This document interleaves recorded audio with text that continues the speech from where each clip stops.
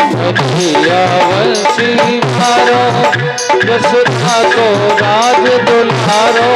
अब के संबल नगरी आवे गो कन्हैया वंशी मारो। अब के संबल नगरी आवे गो कन्हैया वंशी मारो।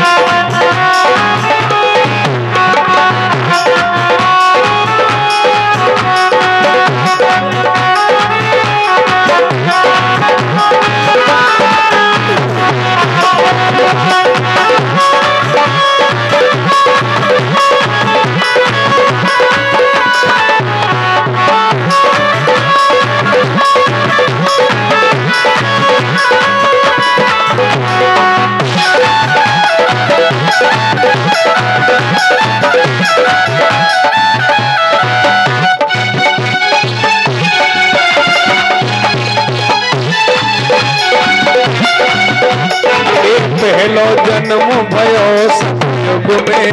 पहलो जन्म भयो सतयुग में। पहलो जन्म भयो सतयुग में। पहलो जन्म भयो सतयुग में। ये शंख हाथ में लावे गो कन्हैया वंशी मारो। अब के संबल नगरी आवे गो कन्हैया वंशी मारो। जय हो।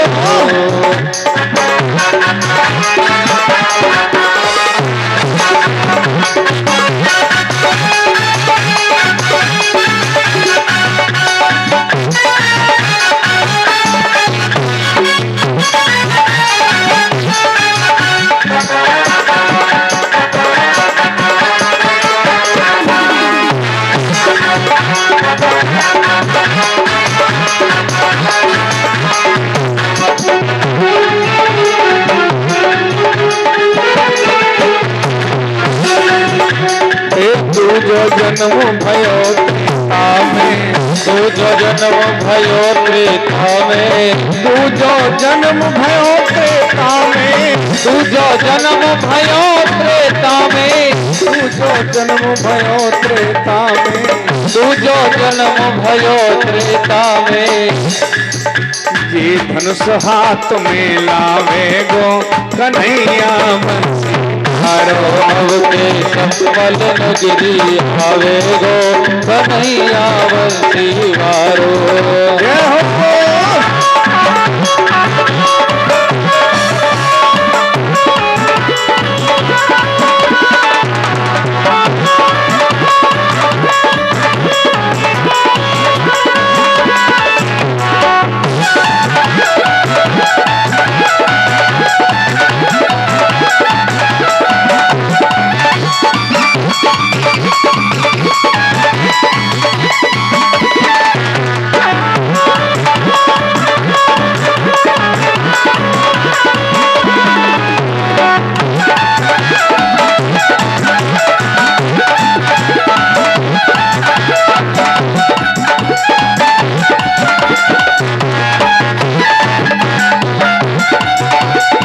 तीजो जन्म होए द्वापर में। तीजो जन्म होई द्वापर में। तीजो जन्म भयो द्वापर में। तीजो जन्म भयो द्वापर में।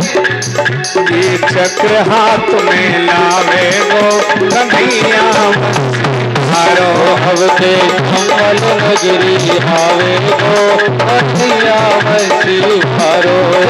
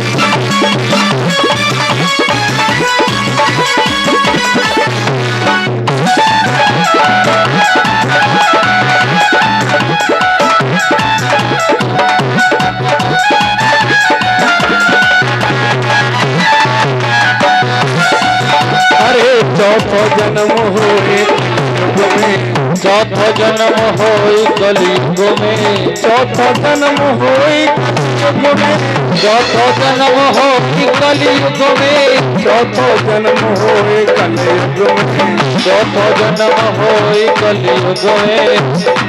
ये खड़ग हाथ में लावे गो कन्हैया हरो अब के संबंध गिरी हवे गो कन्हैया सिवारो। जय हो।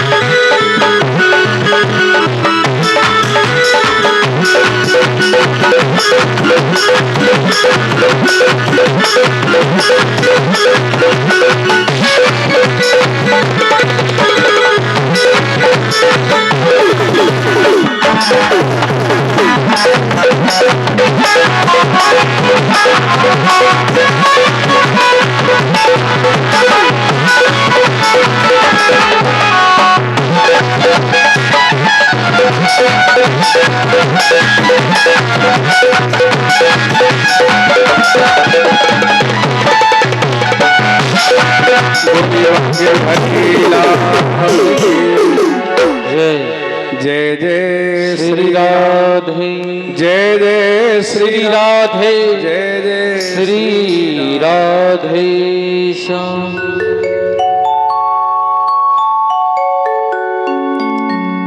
इसलिए सबसे पहले भगवान के 24 अवतारों की बात कही गई। हम लोग 24 अवतारों का चिंतन सवेरे जग करके करते हैं, उनके जीवन में दुख नहीं आता।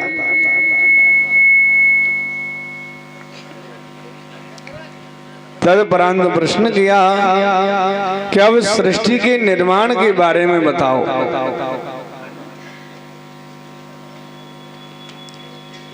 कि सृष्टि का निर्माण कैसे हुआ, महाप्रलय कैसे होता है।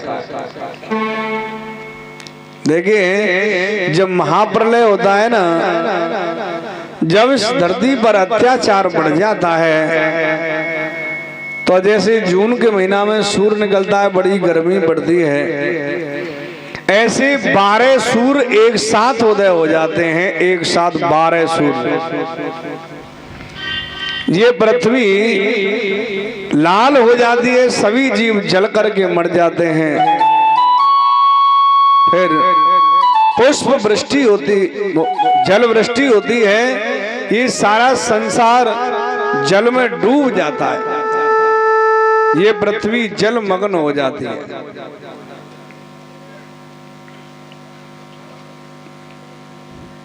इसलिए ऐसी सृष्टि का विनाश होता है, और बहुत समय के बाद जब आदि शक्ति की उत्पत्ति जल के द्वारा हुई, जल से ध्वनि हुई और ध्वनि से आदि शक्ति का निर्माण हुआ। अब आदि शक्ति ने सोचा कि अब सृष्टि का निविष्कार होना चाहिए, तो आदि शक्ति ने 23 तत्व के समुदाय से एक अंडा बना करके तैयार किया,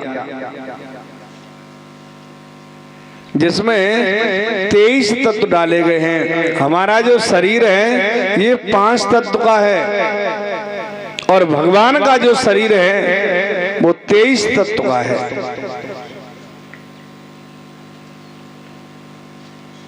भगवान के शरीर में 23 तत्व कौन कौन से हैं? 5 ज्ञानेंद्री, 5 कर्मेंद्री, 5 तन्मात्राएं, 5 महाभूत, 3 गुण, रजोगुण, सतोगुण और तमोगुण। और 24वां होता है मन।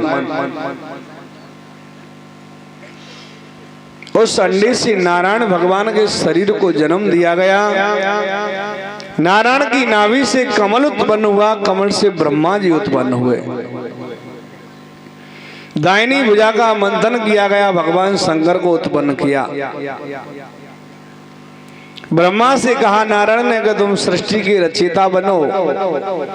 भगवान शंकर से कहा कि तुम संहार करता है और सृष्टि का पालन करता मैं रहूंगा।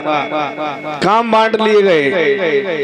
अब देखिए, जैसे ही ब्रह्मा जी ने सृष्टि को रचना प्रारंभ किया, अपने शरीर का उन्होंने मंथन किया ब्रह्मा जी ने, और अपने शरीर के मंथन से 10 मानस पुत्रों को जन्म दिया। किन किन को? अत्रि, अंगरा, पुलय, पुलस्त, भृगु, वशिष्ठ, दक्ष, नारद और क्रतु। इनसे कहा कि आप सृष्टि में सहभागी बनो, पर इन्होंने मना कर दिया और ये निवृत्ति मार्ग से भगवान के मोक्ष पद को प्राप्त कर गए। सृष्टि का निर्माण नहीं हुआ। फिर ब्रह्मा जी ने 4 संतों को रचा। सनकच्च सनातनस्य सनत कुमारस्य मतभूत साहा। सनक, सनातन, सनातन, सनत कुमार को रचा। और उनसे ब्रह्मा जी ने कहा कि तुम अभी बच्चे हैं, थोड़े बड़े हो जाओ, फिर तुम्हारे विवाह करवाएंगे, फिर सृष्टि में सहभागी बनो। पर उन्होंने कहा बड़े होके विवाह करना पड़ेगा ना, तो हम तो बड़े ही नहीं होते। उम्र तो उनकी 10,000 वर्ष की है, पर दिखते 5 वर्ष के बच्चे जैसे, बड़े हुए ही नहीं। अब ब्रह्मा जी परेशान, नारायण भगवान के पास में गए कि सृष्टि का सृजन नहीं हो रहा। तो नारायण ने कहा कि हे ब्रह्मा, जब तक संसार में माया नहीं आएगी, जब तक ये जीव माया में लिप्त नहीं होगा, तब तक सृष्टि का सृजन नहीं होगा। माया को लाओ। देखिए, 4 प्रकार की माया बताई हैं। सबसे जो प्रबल माया है वो स्त्री को बताया। ये संसार में उलझ रही है माया है। धन संपत्ति, ये पैसा कमाने के लिए कुछ भी करने के लिए तैयार हो जाते हैं, ये माया है। जिस संतान के लिए हम पाप करके इस पैसे को कमा रहे हैं, ये सब माया है। देखिए, जब तक संसार में स्त्री नहीं थी, अब स्त्री कहां से आई? जैसे हम लोग मकान बनाते हैं ना, मकान, उसमें ईंट, गारा, गाटर, लोहा, पत्थर सब इकट्ठा करके जैसे मकान बनाते हैं, ऐसे ही ब्रह्मा जी ने स्त्री को बना के तैयार किया। जो स्त्री के अंदर गुण पाए जाते हैं, वो सारे गुण ब्रह्मा जी खोज करके लाए। एक व्यक्ति से नहीं मांगे, अलग अलग लोगों से मांग करके लाए। किन किन से? अब देखिए स्त्री कैसे बनी कि चांद से मांगा उजाला, क्योंकि उजाला चांद में होता है। चांद से मांगा उजाला, नूर सूरज से लिया, सुबह से गजरा लिया, शाम से गजरा लिया, आंख हिरनी से मांगी, शबनम से आंसू ले लिया, लाजवंती से लाज मांगी, रात रानी से हया। जब सारे गुण ला करके एक जगह एकत्रित किए तो एक बहुत सुंदर स्त्री बन करके तैयार हुई। उस स्त्री को देख करके संसार के लोगों की बात तो छोड़ो, स्वयं ब्रह्मा जी आसक्त हो गए, क्योंकि ये है सबसे बड़ी माया। ब्रह्मा जी ने उस शरीर को त्यागा और दूसरा शरीर धारण किया। उसी के साथ एक पुरुष को जन्म दिया। उस स्त्री का नाम था शत्रुपा और पुरुष का नाम था मनु महाराज। देखिए, अब तक अमैथुन सृष्टि थी, यहाँ से मनु शत्रुपा के द्वारा मैथुन सृष्टि प्रारंभ होती है। इन मनु महाराज के द्वारा 5 संतानों का जन्म हुआ, जिनमें 2 पुत्र और 3 पुत्रियां। पुत्रियों के नाम है आकुति, देवहूति और प्रसूति। पुत्रों के नाम हुए उत्तानपाद और प्रियव्रत महाराज।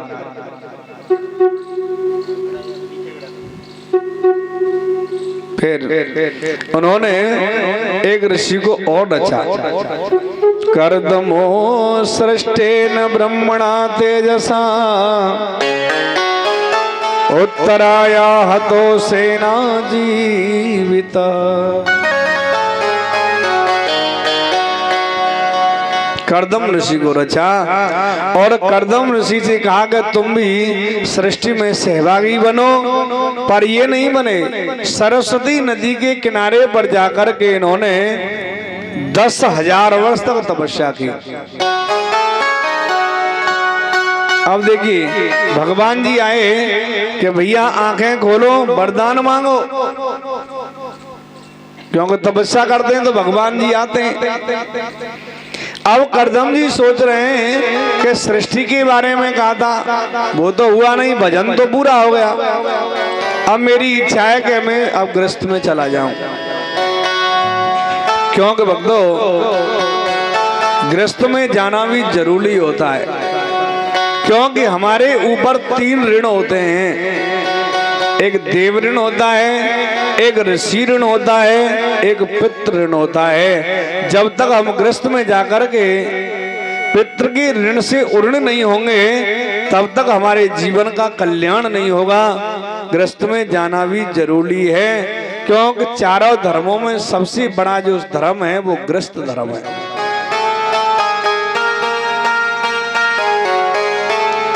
पर सामने तो भगवान जी खड़े हैं। अब भगवान जी से कैसे कहेंगे भगवान जी मेरा विवाह करवा दो? इतनी छोटी बात भगवान जी से कैसे कहें? कर्दम जी ने कहा कि भगवान जी आप कहते हैं वरदान मांगो, मेरी समझ में शब्द नहीं आ रहे, कैसे मांगू? अरे मांग लो ना। हाँ हाँ समझ में आ गए। ऐसा करो कि मुझे ऐसा वरदान दे दो कि मेरे यहाँ तुम्हारे समान पुत्र पैदा हो जाए। भगवान जी ने कहा इतने चालाक काहे को बन रहे हो तुम? क्यों? क्योंकि जब विवाह नहीं हुआ, पत्नी नहीं है, तो पुत्र कहां से आएगा? सीधे सीधे क्यों नहीं बोलता कि विवाह करवा दो? चलो करवा देते हैं। आज से 3रे दिन आपका विवाह होगा, पर अब ज्यादा नखड़े मत करना, नहीं तो ऐसे ही डोलोगे ढंडन बाल। आज से 3रे दिन भगवान ने नारद जी को मनु महाराज के पास भेजा कि आज के सबसे तपस्या ज्यादा करने वाले संत कर्दम जी हैं और आपकी पुत्री देवहूति विवाह के योग्य हो गई हैं। कर्दम जी के साथ उनका विवाह करवा दो। अब कर्दम जी तो तैयार हैं विवाह के लिए, क्योंकि भगवान जी की बात तो झूठी हो नहीं सकती। अपने आसन की साफ सफाई की और कुटिया में 3 आसन बिछा दिए, क्योंकि 3 लोग आएंगे। अब मनु महाराज शत्रुपा जी अपनी पुत्री को लेकर के कर्दम जी के आश्रम पर पहुंच गए। जाकर के मनु महाराज ने कहा कि महाराज जी हम अपनी पुत्री का विवाह आपके साथ करना चाहते हैं, क्या इच्छा है? कर्दम जी ने पहले ही शर्त रख दी कि विवाह तो कर लूंगा, पर मेरी शर्त है। क्या शर्त है? कि मैं एक पुत्र को जन्म दे करके सन्यास लेकर के चला जाऊंगा। अब पिता ने पुत्री से पूछा कि पुत्री ये तो विवाह के समय सन्यास की बात कर रहा है। तो पुत्री ने कहा कि हे पिताजी मुझे ऐसे ही पति की आवश्यकता है। क्यों?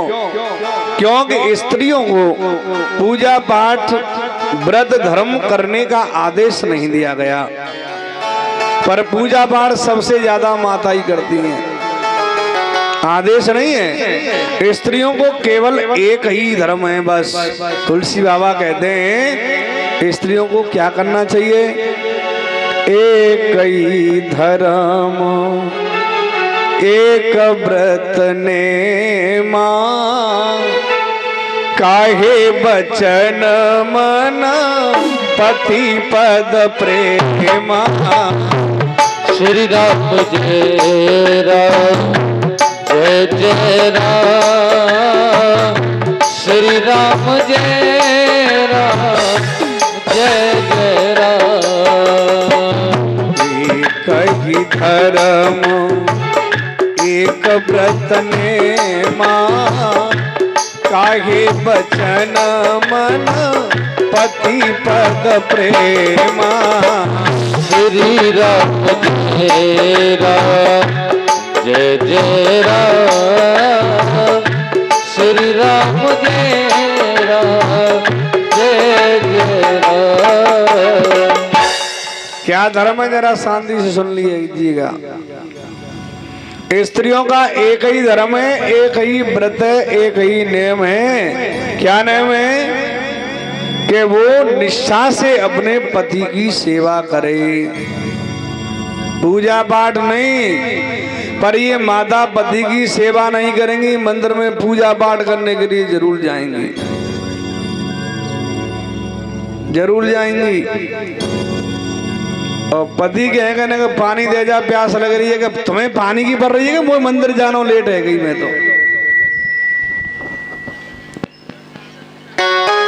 तो जाती रहो मंदिर, कुछ मिलेगा नहीं।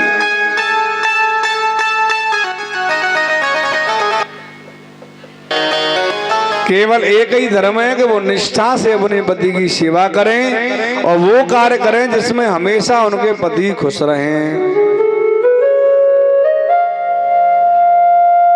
पर माताओं को पतियों से मतलब नहीं है, पूजा से मतलब, पूजा नहीं रह जाए। और यहाँ तुलसी बाबा एक ही नियम एक ही धर्म बता रहे हैं। देवती जी ने कहा कि महाराज जी मुझे ऐसे ही पति की जरूरत है पिताजी, मेरा विवाह तो इन्हीं के साथ करवा दो। क्यों? क्योंकि पति कोई पुण्य करता है तो उसका आधा फल पत्नी के लिए चला जाता है, इसलिए पत्नी को पूजा पाठ करने का धर्म नहीं बताया गया। पर ऐसे नहीं जाएगा कि पति तुम करते रहो, हमारे लिए तो आधा आई जावेगो।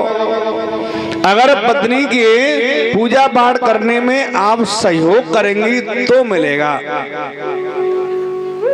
अब कई जगह माता शाम को कथा सुनने के बाद आ जाती है कि महाराज जी एक बात तो बताओ, तुम तो बता रहे हैं कि पति की सेवा ही करते रहो, सेवा ही करते रहो, और पति शाम को शराब पी करके आए, पीटे मारे पीटे गाली दे, तो क्या करें? अब धर्म तो यही है कि सेवा करो, पर पहले पति को समझाने का प्रयास करो, और नहीं समझे तो उपाय बता देता हूं। झाड़ू है ना, झाड़ू उल्टी लंग से पकड़ लो, जमा दो 5-7, क्योंकि किसी को बताएगा नहीं कि पत्नी ने रात मेरी पिटाई करी है, नहीं तो हंसी होगी, बताएगा नहीं। पर बता ही रहा हूं, ऐसा करना मत। बोलिए मांगे बिहारी लाल की, क्योंकि ये तो हंसी की बात है, पति तो सदैव आदरणीय होता है।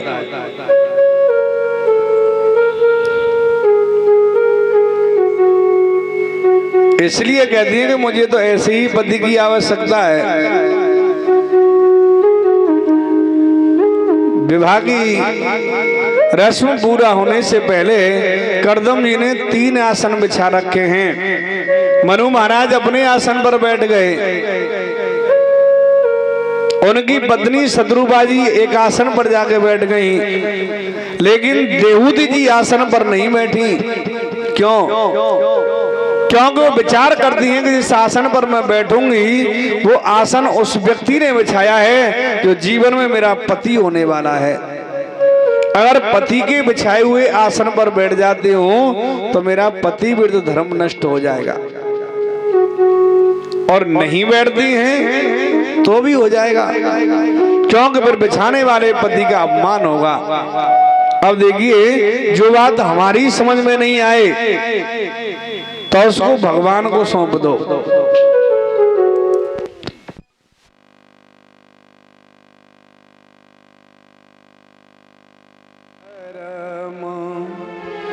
मित्र और नारी आफत काल परखिए चारी। श्री राम जय राम जय जय राम, श्री राम जय राम जय जय राम। धीरज धर्म मित्र और नारी आफत काल परखिए चारी। श्री राम जय राम जय जय राम, श्री राम जय राम जय जय राम। चार चीजों को परख के देखिए, धीरज, धर्म, मित्र और नारी। अगर मित्र को परख करके देखेंगे तो संसार में आज मित्र तो है ही नहीं। अगर मित्र होंगे भी तो मतलब के होंगे, केवल मतलब निकला तू भाड़ में जा, हमारी मित्रता खत्म। मित्रता केवल मतलब के लिए होगी। पत्नी भी स्वार्थ से ही पति से प्रेम करती है। बुढ़ापे में जाकर के वो स्नेह भी कम हो जाता है। अगर हमारे सहायक हैं तो वो हैं धीरज और धर्म। कितनी भी परिस्थिति आ जाए, जीवन में धीरज और धर्म को नहीं छोड़ना चाहिए, कभी आपकी पराजय नहीं होगी। अब देखिए, आसन पर नहीं बैठ रही, लेकिन उस समय नहीं बैठ रही थी। लेकिन आजकल की माताओं की बात करें तो अगर पत्नी कछु काम कर रही हो तो पति दे कह देंगे कि न बछिया कर देंगे, छोरा रो रो है, और पति वे करवाओ बछैया तो बैठना तो दूर रहा, वो तो सोई गई जाएगी। ये कलयुग का प्रभाव है। अगर पति से पत्नी कुछ कहे और पत्नी उसको तुरंत कर दे तो पत्नियों को खुशी होती है कि अब सब ठीक है, और तो सब बात मेरी मानना है पति महाराज, और तो चले गई घर में मेरी चवन्नी। हाँ, पत्नी को खुशी होती है, पत्नी को खुशी होती है। पर देहूती जी कहती हैं, आसन पर के पास में गई, आसन पर नहीं बैठी, सीधा हाथ आसन पर रखा और आसन की बगल में बैठ गई। न तो बिछाने वाले का अपमान हुआ और न पति के बिछाए हुए आसन पर बैठी। यह है विवेक। यही तो देखना चाहते थे करदम जी। विवाह की रस्म पूरी हुई, शत्रुघ्न मनु तो चले गए, धीरे धीरे समय व्यतीत हुआ। बहुत दिन करदम जी ने फिर तपस्या की। तपस्या के बाद देवहूति जी का शरीर जर्जर हो गया। भाई बात मत करो तुम अम्मा।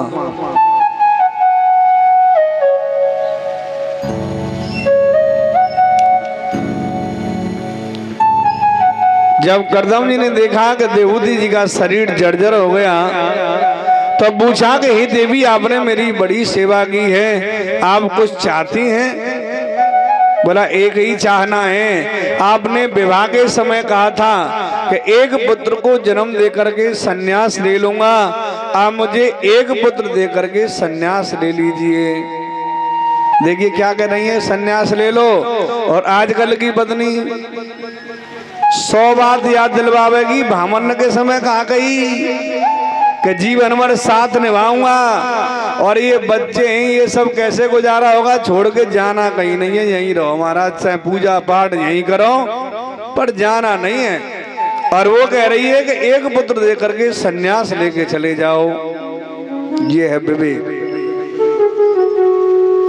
चलो कोई बात नहीं है, तुम बिंद सरोवर में स्नान करके आओ, जब तक मैं एक विमान का निर्माण करता हूँ। भक्तों, देवूति जी बिंद सरोवर में स्नान करके आए। करदम जी ने एक ऐसी विमान का निर्माण किया जिसमें सारी सुख सुविधा विमान के अंदर ही है। इन्होंने 100 वर्ष तक उस विमान में बैठ करके विहार किया। चलिए ये थोड़ा विहार करेंगे, हम एक भजन गाएंगे क्योंकि सुस्ती आ रही है। भैया परिषद जी, सुस्ती आ रही है। मेरे बांके बिहारी पिया, चुरा दिल मेरा लिया। बांके बिहारी पिया, चुरा दिल मेरा लिया। मेरे बांके बिहारी पिया, चुरा दिल मेरा लिया। बांके बिहारी पिया, चुरा दिल मेरा लिया। होए तूने ये क्या किया, चुरा दिल मेरा लिया। बांके बिहारी पिया, चुरा दिल मेरा लिया। ताली बजाएंगे सभी वक्त।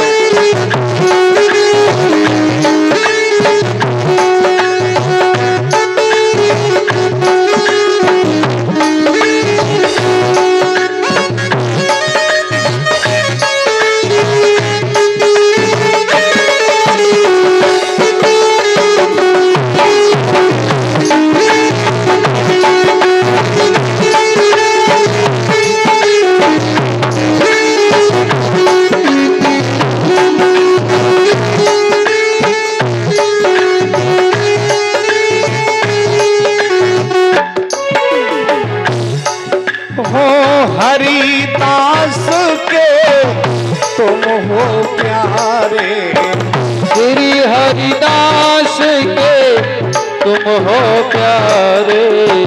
श्री हरिदास के तुम हो प्यारे। श्री हरिदास के तुम हो प्यारे। सूर्यदास के नैनन तारे। सूर्यदास के नैनन तारे। सूर्यदास के नैनन तारे। तूने ऐसा ये जादू किया, चुरा दिल मेरा लिया। बांके बिहारी पिया, चुरा दिल मेरा लिया। जय हो।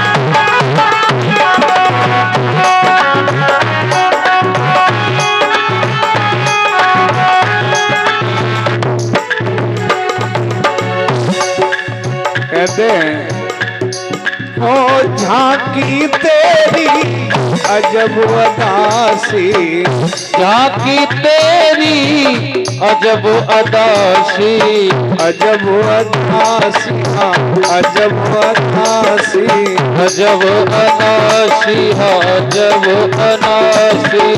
झांकी तेरी अजब अदासी, झांकी तेरी अजब अनासी। दासी है दर्शन की प्यासी, दासी है दर्शन की प्यासी, दासी है दर्शन की प्यासी। तूने दिल मेरा घायल किया, चुरा दिल मेरा लिया। के बिहारी पिया चुरा दिल मेरा लिया। जय हो। सभी जरा ऊपर हाथ उठा के तालियां बजेंगे।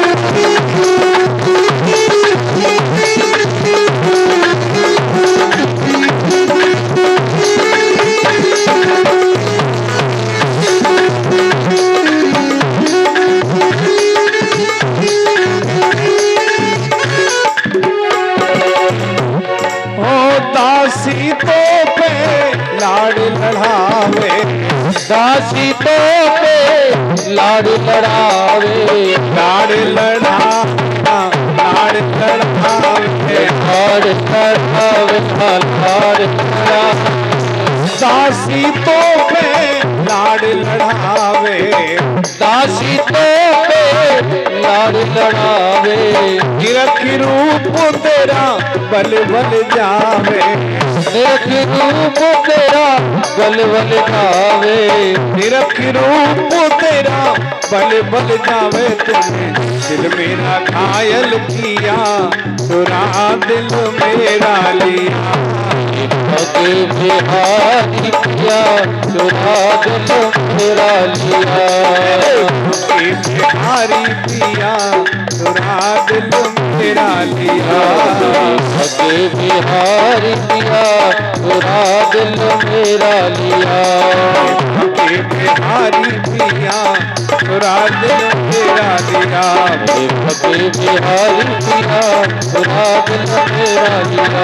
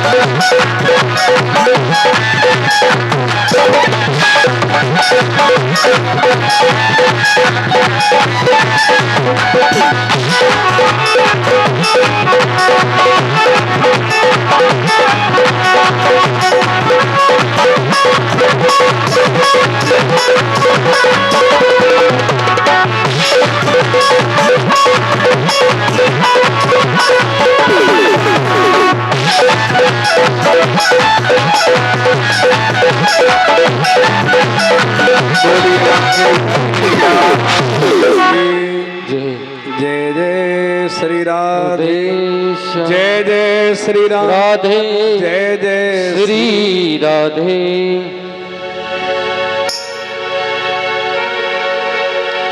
100 वर्ष तक उस विमान में बैठ कर के करदम देवूती जी ने विहार किया।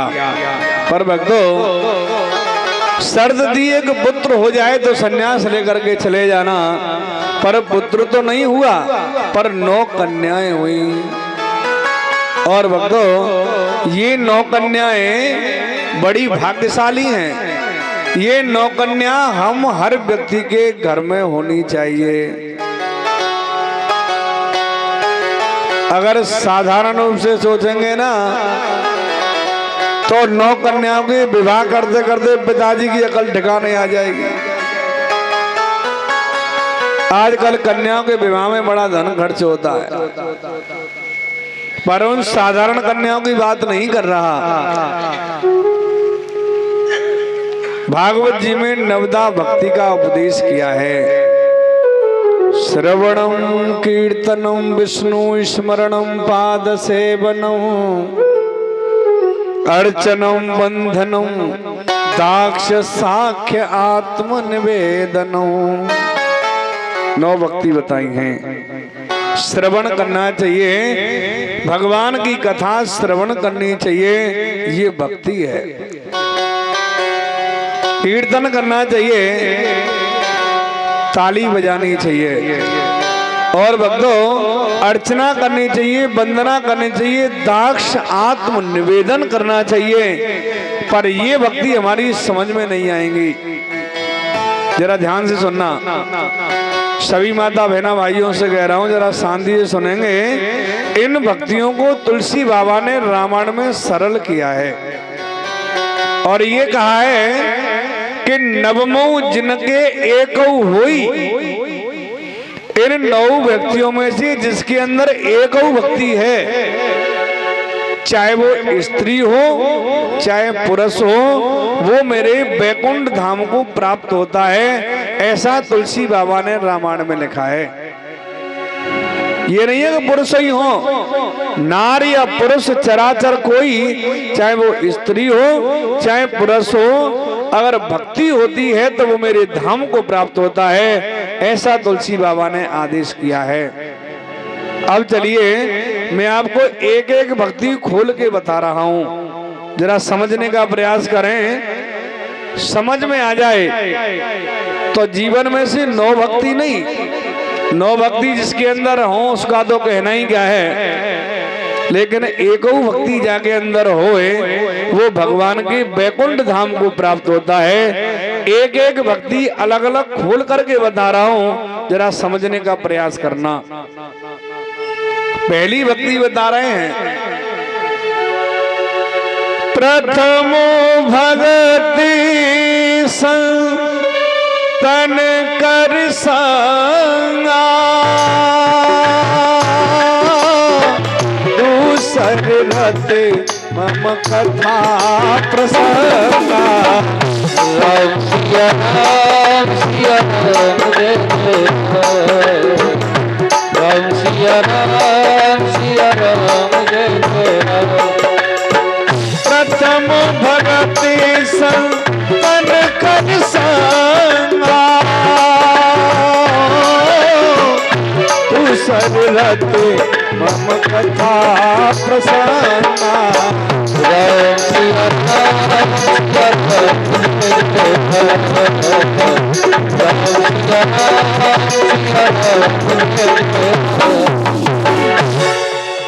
पहली भक्ति बता रहे हैं, प्रथम भगत संतन कर संगा। मेरी पहली भक्ति है कि संतों का संग करे, संतों के सत्संग सुने, अच्छी अच्छी बातें सुनकर के अपने जीवन में उतारे और उन बातों को भोगने लग जाए। ये मेरी पहली भक्ति है। और कथा सुनने का भी यही मतलब है, पहले ध्यान से कथा कहने वाले से अच्छी अच्छी बातें सुनो। अब ये नहीं है कि जी बतराए भी लग जाए, बतरा लो, सब्जी कहा बनाई, रोटी कायदे खाए के आई, ये सारी बातें तो घर भी बतरा सकती हैं, पर ना टाइम नहीं है। अब यहाँ तो कई माता बैठी हैं, कहीं दो बैठी हो ना, 2। अगर हम कहीं सफर में जा रहे हों और हमारे पास कोई सीट पे आके बैठ जाए तो 1 घंटा तो देखेंगे, पता ना है कहाँ से आए हो, कहाँ को है, कौन है, कहाँ बना हुआ है। और 2 माता एक जगह बैठ जावे, चाहे वो 1000 कोस दूर की हों, पर 5 मिनट जब होंगी, जब दोस्ती हो जाएगी। ये इनका स्वभाव है। ये क्या है कि ये माताओं के अंदर सरलता होती है। बस काऊ ने दो मीठी बात करी और बस है वो काम। ये सरलता है माताओं के अंदर, इसलिए कथा भी सुनने का यही नियम है। कल बताया था, फिर बता देता हूँ। कथा अगर 12:30 बजे प्रारंभ होती है तो हमें यहाँ 10 मिनट पहले पंडाल में आना चाहिए, क्योंकि कथा कहने वाले का इंतजार हमें करना चाहिए, उससे इंतजार करवाना नहीं चाहिए।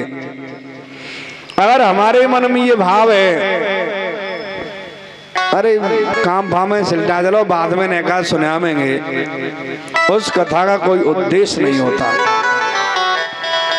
इस कथा के लिए हमें ऐसी तड़प होनी चाहिए, जैसे भूख लगती है ना शाम को या सवेरे कि भाई रोटी जल्दी लाओ भैया जल्दी। भोजन करने की जितनी जल्दी होती है उतनी ही तड़प जिसके अंदर कथा सुनने की होगी, इस कथा का फल उसी को मिलेगा। और कथा कहने वाले की तरफ ध्यान रहे कि ये बोल क्या रहा है। ऐसा नहीं है कि ध्यान भटकना नहीं चाहिए। जितनी देर यहाँ पंडाल में बैठे हैं हमारा मन कथा कहने वाले की तरफ होना चाहिए, क्योंकि उसकी मुखारबिंद से कोई ऐसी बात निकल जाए कि जिसकी बात को सुनने से हमारे जीवन का कल्याण होना है, वही बात निकल गई तो फिर काम बिगड़ जाएगा। क्योंकि संसार के काम तो जब तक मरेंगे बीतेंगे नहीं। क्यों बीतेंगे नहीं? क्योंकि ये संसार माया का चक्र है। नारद जी ने एक भक्त से कहा कि भैया हम बैकुंठ जा रहे हैं, तुम चलेंगे? अब भैया ने कही कि तुम अभी थी आगे बैकुंठ जाए काजे, अभी तो छोटे छोटे बालक बच्चे हैं ना, बड़े तो है जा में। चल कोई बात ना, बड़े है गए। नारद जी फिर आए कि अब चल लो है। अरे कि अब चल लो है, अब जिनको ब्याह तो करे ना कि अभी चल रहे ब्याह है गए। नारद जी फिर आए गए, तो बालकन को ब्याह है गो भैया सिलटे को अब चले क्या? भाई महाराज जी एक समस्या है, जी बड़े बेटा को लड़का है ना नाती जी, मेरे बिना काऊ के जोरे सो ही ना है। अब एक और बड़ो है जावे समझदार तो चले, अब वो भी बड़ा हो गया। नारद जी फिर आए कि अब चलो क्या अब तो जी बड़ो ही है गो ने जाको विवाह देख लो, देख लो विवाह है गो, सारे काम है गए। फिर आए कि अब चलो कि भैया अब ना है तो ऐसा हो कि बालक बच्चे खेत में काम करे, मैं जहाँ पड़े पड़ो घरैया रखाऊं तरह घरैया रखाओ। और एक दिन समय आ गया तो भगवान के यमदूत उसको उठा के ले गए। और क्या हुआ, जो घर में आसक्ति होती है ना तो घर में ही रहेगा, अगला जन्म हुआ तो सरप बन गया, अब मोरी में पड़ा रहे। नारद जी ने आगे पूछा कि कैसी मौज आ रही है? कि बहुत बढ़िया आ रही है। मोरी में पड़े पड़े। बोला यहाँ क्या कर रहे हो? बोला घर वाले सब खेत पे चले जाते हैं, मोरी में बड़ा बड़ा घर को रखाता रहता हूँ, कोई आता है तो मैं उसको फुसकार मार के भगा देता हूँ। चलोगे नहीं? अब भी? बोला अभी नहीं। सो एक दिन क्या हुआ कि आंगन में घूम रहे थे, सरप बने, सो बड़ा बेटा आ गया। और बेटा ने देखी कि सांप घर में, एक लठ दियो 5-7 दिए सो खोपड़ी फट गई। बोला अब चलेगा को ना चलेगा? बिना खोपड़ी या लठ भरे जावे कोई ना। जिनको तू अपना कह रहा है ना, उनकी जब तक खोपड़ी पर लठ नहीं पड़ेंगे जब तक जाएगा नहीं। पहले ही चला जाता तो लठ तो नहीं पड़ते। और भक्तों ये संसार सब मतलब का है, केवल हमारे साथ हमारा पुण्य और दान भजन जाएगा। चाहे इनके लिए तुम कितनों कमाए के रख दो, पर जब बुढ़ापा आ जाओ, जब बेटा कहता तुमने करो ही का है, मैं कहा तो बताओ करे ही का है, जो दुनिया के हर माँ बाप करते हैं वही तुमने किया है। सब मतलब के हैं। कहते हैं कि नाम सुमिर ले सुमिरन कर ले, हो नाम सुमिर ले सुमिरन कर ले, और को जाने कल की रे खबर ना, या जग में पल की खबर ना, या जग में पल की खबर ना, या जग में पल की खबर ना, या जग में पल की।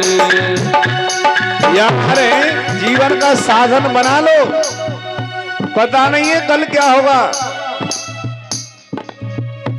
हो नाम सुमिर ले सुमिरन कर ले, नाम सुमिर ले सुमिरन कर ले, ओ को जाने कल की रे खबर ना, या जग में की खबर ना, या जग में पल की खबर ना, या जग में पल की।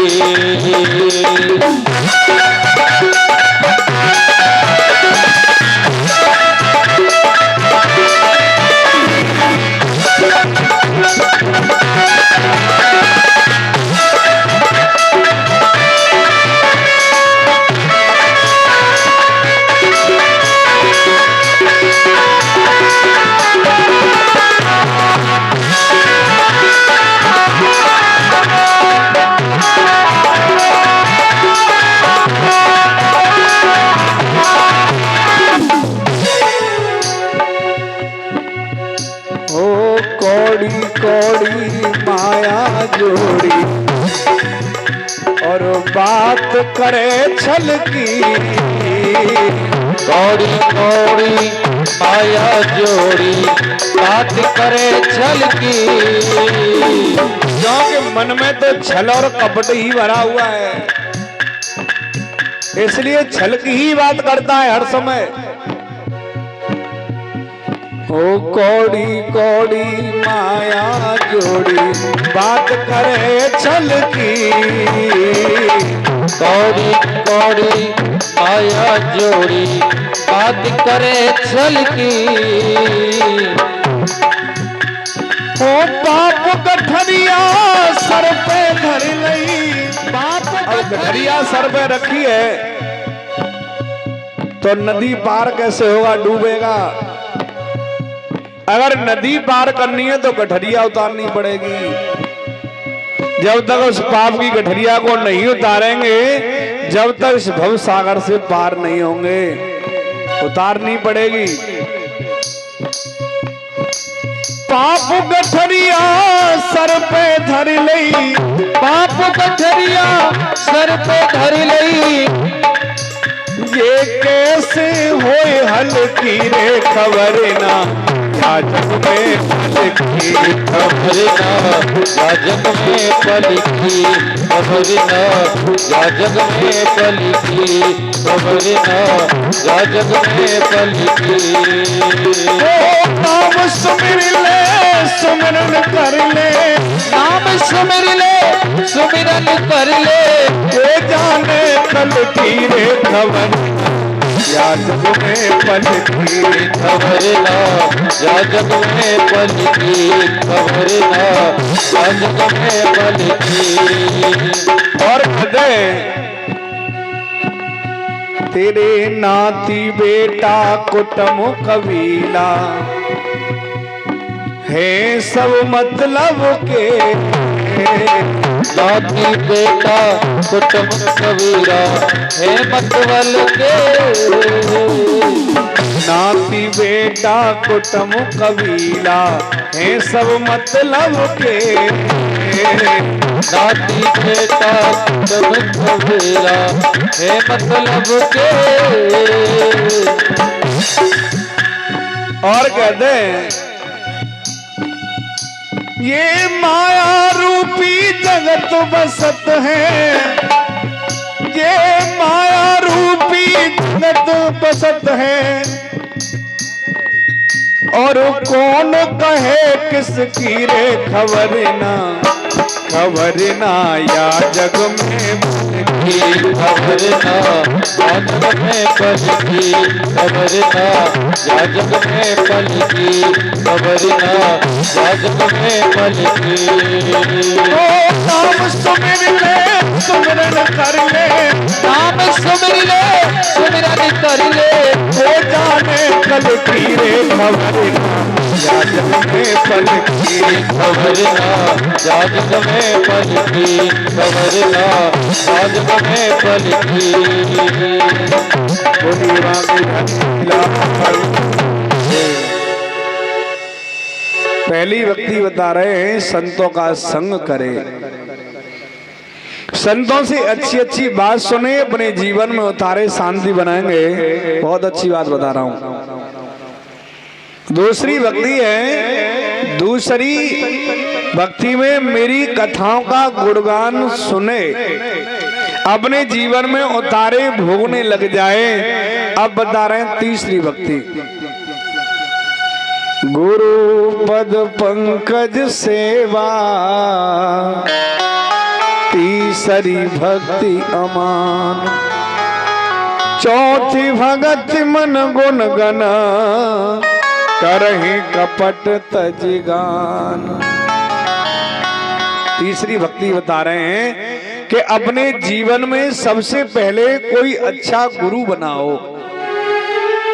ध्यान से सुनना, क्योंकि जिनके जीवन में गुरु नहीं होता वो कोई पुण्य करें, दान करें, कुछ भी करें, उसका हमें फल नहीं मिलता। इसलिए जीवन काल में सबसे पहले एक अच्छा गुरु बनाएं और गुरु से अच्छी शिक्षा लें और गुरु की सेवा करें। क्योंकि रामायण में लिखा है, गुरु बिन भवनिध तरय न कोई, जो बिरंज शंकर सम होई।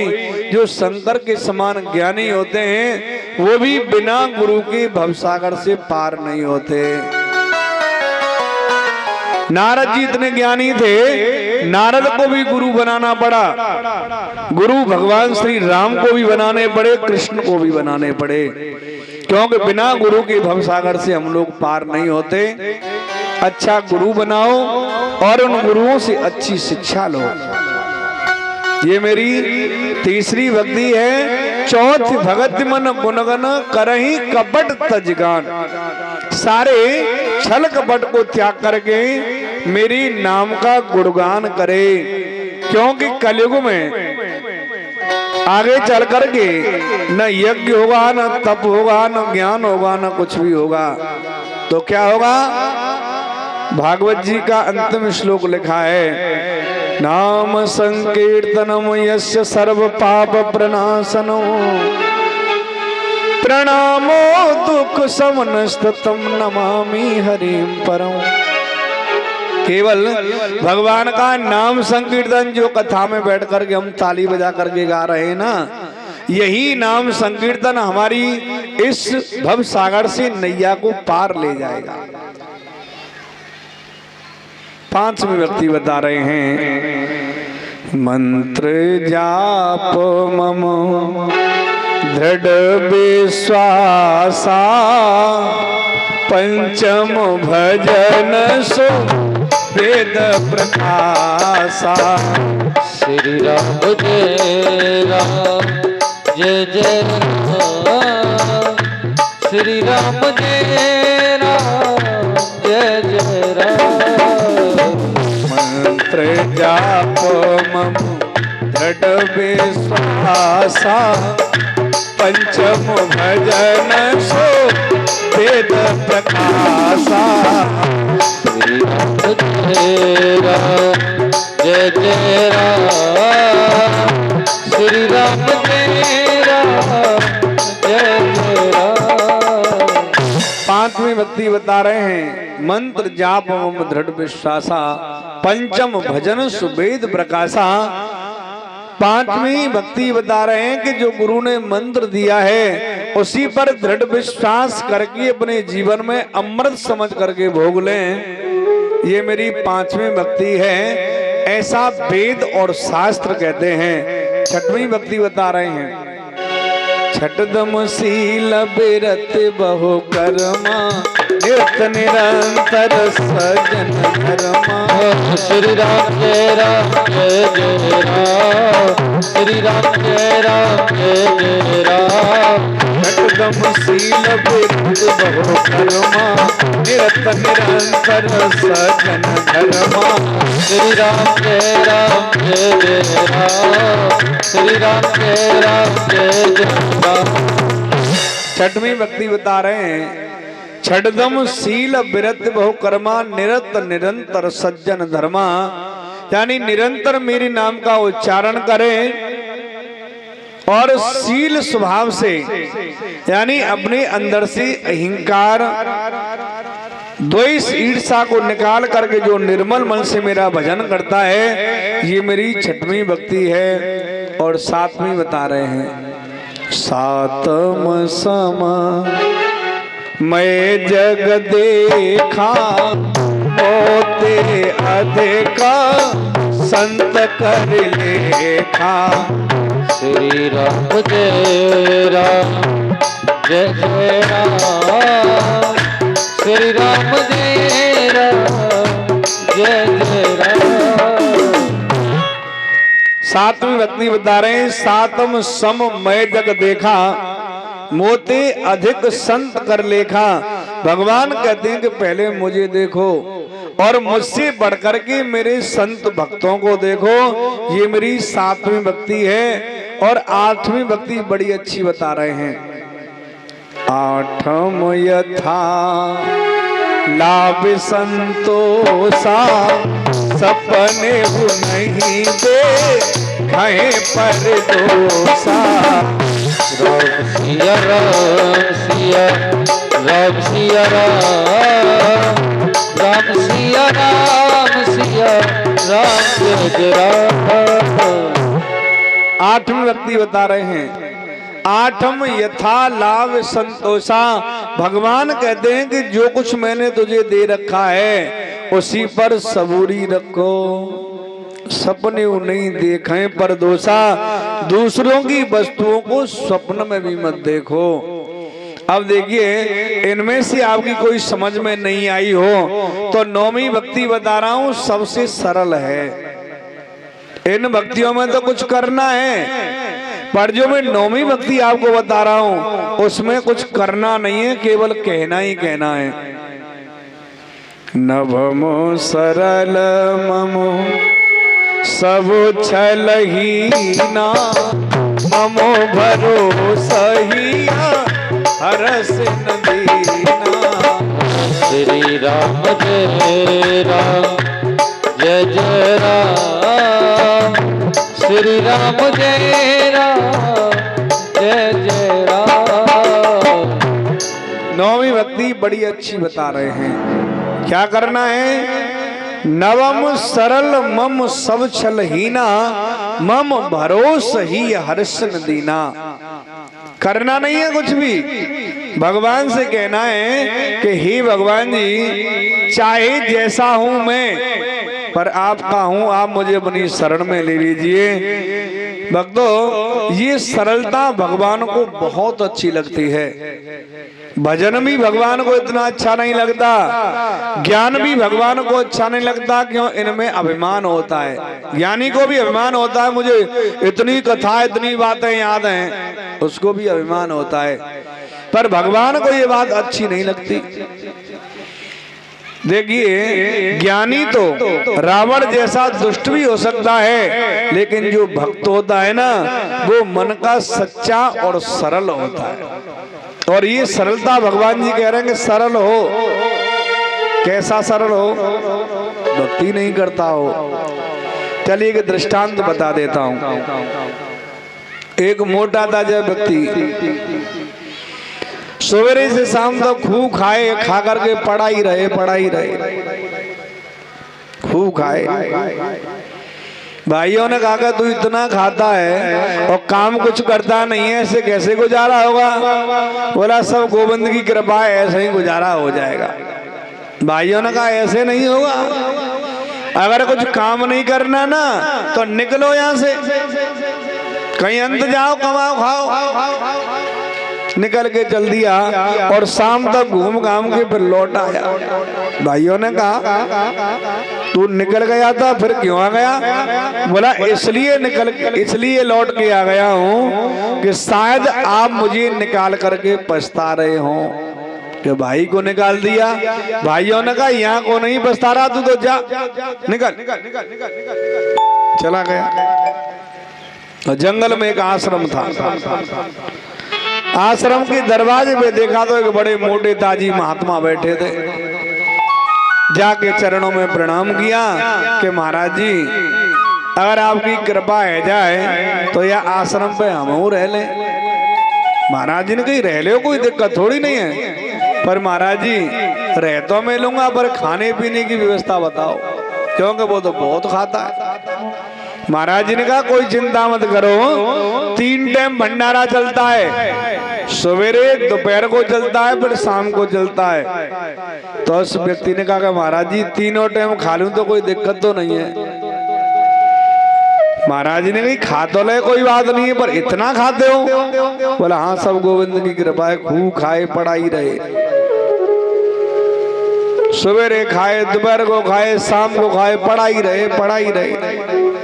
पर एक दिन उसने देखा कि सवेरे जैसी ही जगह तो भंडार घर का दरवाजा बंद था, ताला लग रहा था। भंडारी भी गुरुजी सारे महात्मा सीताराम सीताराम सीताराम करवे में लग रहे। अब चारों तरफ देखे कि जी भंडारी सीताराम सीताराम कर रहा, भोजन कैसे ना बना रहा। अब उसने कहा कि भंडारी से भैया भोजन, तो इशारा कर दिया वहां जा गुरुजी के पास। अब गुरुजी के पास गया, गुरुजी भूख लग रही है भोजन। बोला भोजन आज भोजन नहीं बनेगा। क्यों? क्योंकि आज तो एकादशी है और एकादशी के दिन आश्रम में भोजन नहीं बनता। और भक्तों एकादशी के दिन हम लोगों को अन्न नहीं खाना चाहिए, ऐसा शास्त्रों का कहना है। अगर एकादशी के दिन जो अन्न खाते हैं, शास्त्र ऐसा कहते हैं कि जैसे हम अपने पुण्यों को खा रहे हों। और एक जगह मैंने ऐसा भी पढ़ा लिखा देखा है कि जैसे अन्न खाते हैं तो समझ लो कि हम किसी पशु का मांस खा रहे हों। बेटा आज भोजन नहीं बनेगा, आज तो व्रत करो। और उसने कहा गुरुजी आज मैंने अगर एकादशी का व्रत कर लिया तो मैं कल की द्वादशी नहीं देख पाऊंगा, मैं तो भूखा ही मर जाऊंगा। ना मेरे बस की बात नहीं है भैया। अब गुरुजी ने पूछी कि जो बताओ कि तुम भोजन बना लेते हो? बोला भूखे मरेंगे तो कजू कजू तो करना ही पड़ेगा। भंडारी से कहा इसको सामान दे दो। सामान दिलवा दिया गुरुजी ने और कहा कि सुन नदी की पल्ली पार पे जाना, आश्रम में नहीं, वहां भोजन बनाना और भोजन बनाने के बाद भगवान जी का भोग लगाना, फिर भोजन पाके आश्रम में आ जाना। अब जैसे तैसे नदी पे जाके लकड़ी खिट्टी की, चूल्हा बनाया, भोजन बनाया। अब जैसे ही खाने के लिए तैयार हुआ गुरुजी की बात याद आ गई, भगवान जी को बुलाएं, क्योंकि बिना भगवान के भोग लगाए भोजन नहीं करना चाहिए। सभी को बता रहा हूँ, क्योंकि बिना भगवान के भोग लगाए भोजन करते हैं तो उसमें भी लिखा है कि शायद हम अपने पुण्यों को खा रहे हों, पर ज्यादा कुछ नहीं करना। और ये मत सोचना कि हमारे पास तो 4 रोटी तो 2 रोटी भगवान जी खा जाएंगे, ना। भगवान जी तो केवल भोजन की सुगंधी लेते हैं और प्रसाद हमारे लिए छोड़ देते हैं। अब सोचने लगा चलो भगवान जी को बुलाएं, और रोटी सामने खड़ी भगवान जी को बुलाने लगा। ओ राजा राम आइए, सीता राम आइए, मेरे भोजन का भोग लगाइए। ओ राजा आइए सीता राम आइए मेरे भोजन का भोग लगाइए।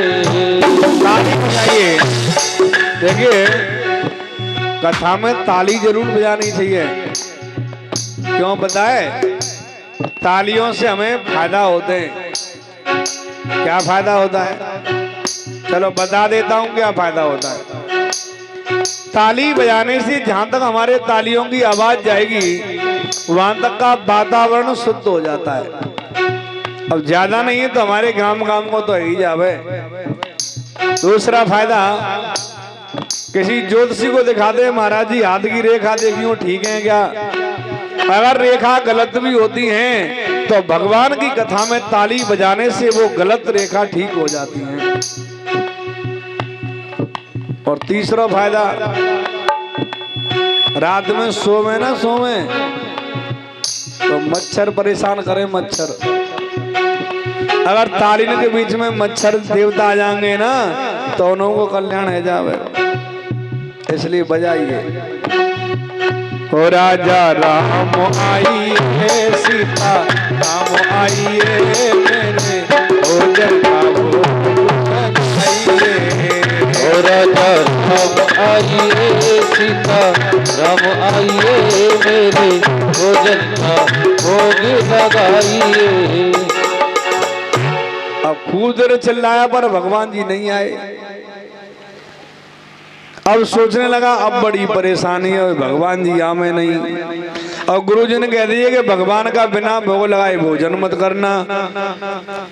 समझ में आई मुझे बता के भगवान जी क्यों नहीं आ रहे? भगवान जी इसलिए नहीं आ रहे कि उनके तो मंदिर में 56 प्रकार के भोग लगते हैं और मेरे पास में है सूखी रोटी। पर भगवान जी एक बात ध्यान दे सुन लो, अगर तुम या भोरे में रहे के मंदिर में 56 प्रकार के भोग मिलेंगे तो माँ को मारे उधारो तो मैं ही पर माँ का छूना है, भूखे ही मरोगे शाम तक। अगर पेट भरना हो तो मेरे पास रोटी खावे का जा जाओ, नहीं तो शाम तक भूखों मरोगे। मंदिर में कछूना है बनना आज बंदे तारो। ये विनम्रता भगवान को बहुत अच्छी लगी, ये सरलता है। सोई दोबारा से बुलाया, सोई भगवान जी प्रकट हो गए। राम जी सीता जी दोनों प्रकट हो गए। अब देखने लगा कि रोटी तो एक ही आदमी के लिए है, अब भगवान जी और सीता जी 2 जने आ गए। कबू तो रोटी न माऊ देखे, कबू भगवान जी माऊ देखे। अब मेरी सबरी रोटी तो जे ही खा जाएंगे, पर मैं तो मेरा तो व्रत फेरे होगा। पर भगवान जी कोई बात ना है, आपको देख करके मुझे बड़ा अच्छा लगा, आप तो भोजन करिए। भगवान जी ने भोग लगाया और जैसे ही जाने लगे तो उनका पल्लू पकड़ लिया कि भगवान जी न्यों बता जाओ अगली बार कितने आओगे। अब मैं तो 1 ही लाख सामान लायो, पर तुम 2 जने आ गए, हम 3 जने आ गए। या हमारे न्यों बता दो अगली बार कितने आओगे, सामान बढ़ा के ले आऊंगा। भगवान जी ने कही तुम जाओ हम तो आ जाएंगे। दोबारा फिर एकादशी आई तो गुरुजी से कहा गुरुजी आप तो कहते हैं कि 1 भगवान आता है, पर वहां तो 2 भगवान आते हैं, सामान बढ़वा दो। गुरुजी ने कहा ज्यादा खाता है भूखा रह गया होगा, सामान बढ़ा के दे दो। अब सामान बढ़ा के दे दिया। फिर जा करके उसने भोजन बनाया, फिर भगवान जी को बुलाया। हो राजा राम आइए सीता राम आइए मेरे भोजन का भोग लगाइए। राम आइए सीता राम आइए मेरे भोजन का भोग लगाइए।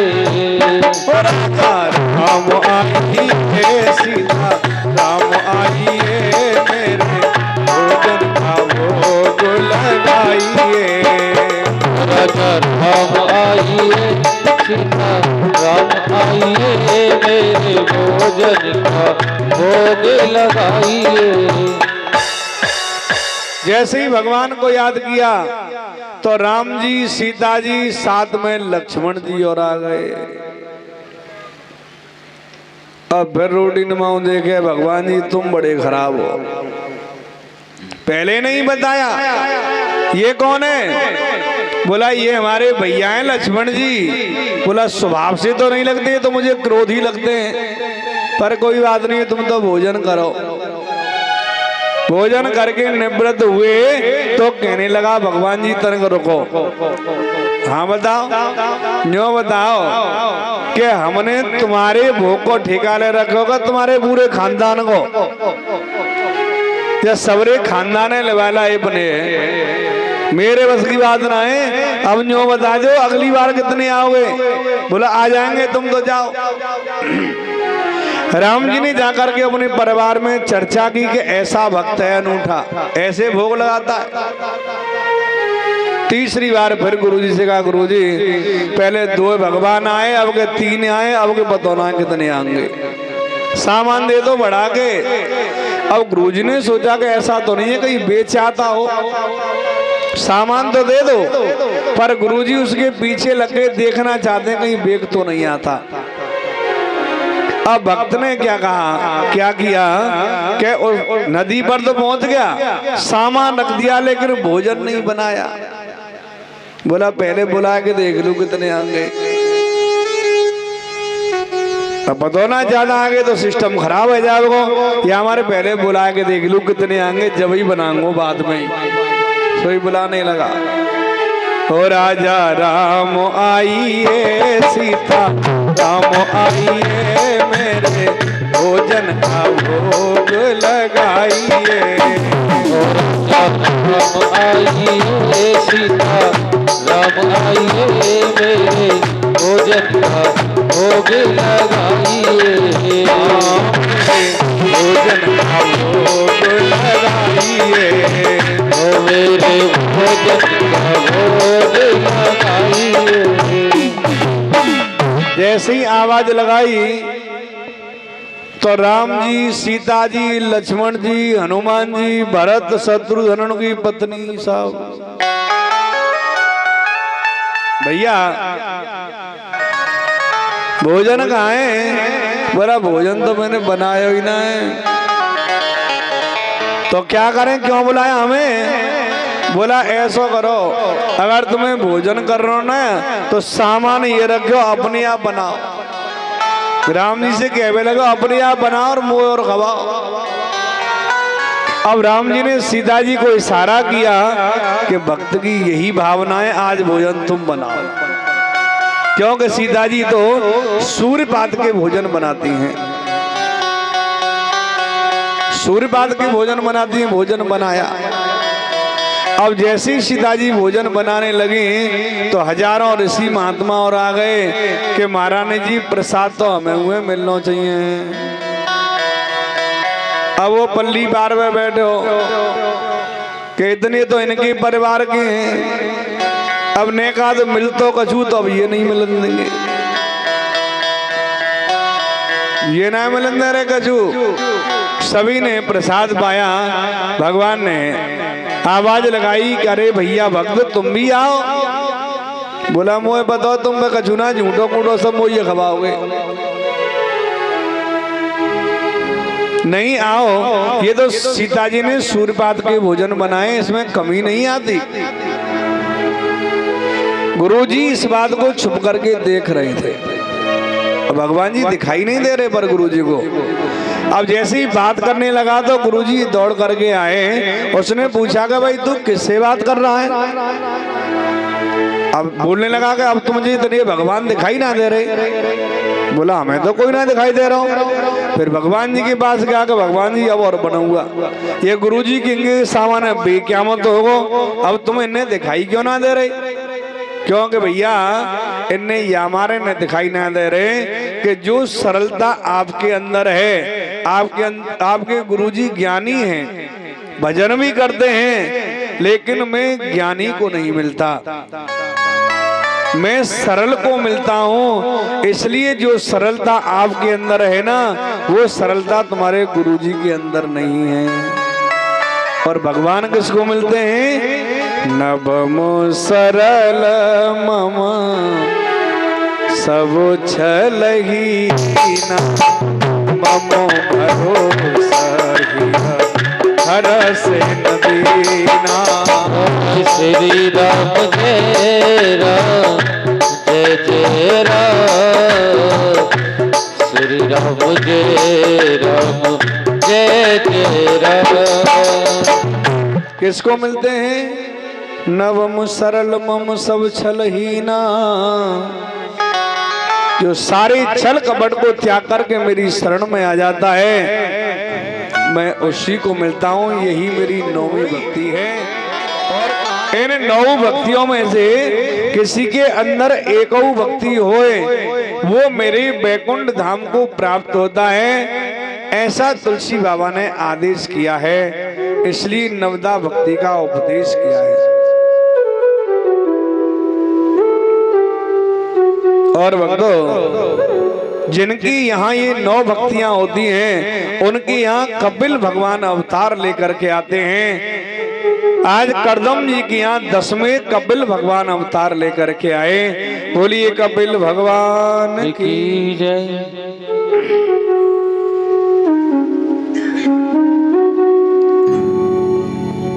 करदम जी तो चल दिए,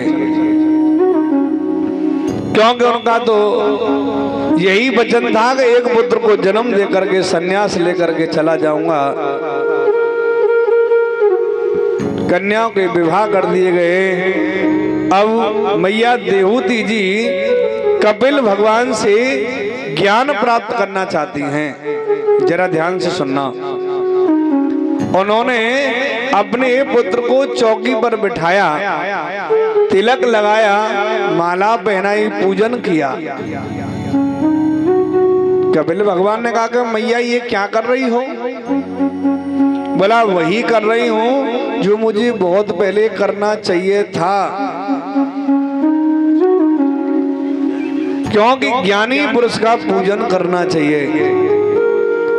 और मैया ने कपिल भगवान के सामने अपना प्रश्न रखा और पूछा कि ये मन क्या है, जरा ये बताओ। जरा शांति से सुनना, क्योंकि हम सभी लोग मन की वजह से परेशान हैं।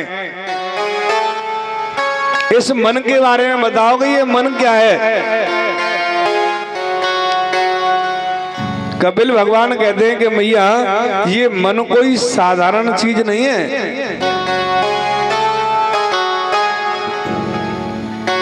ऐसा बता दे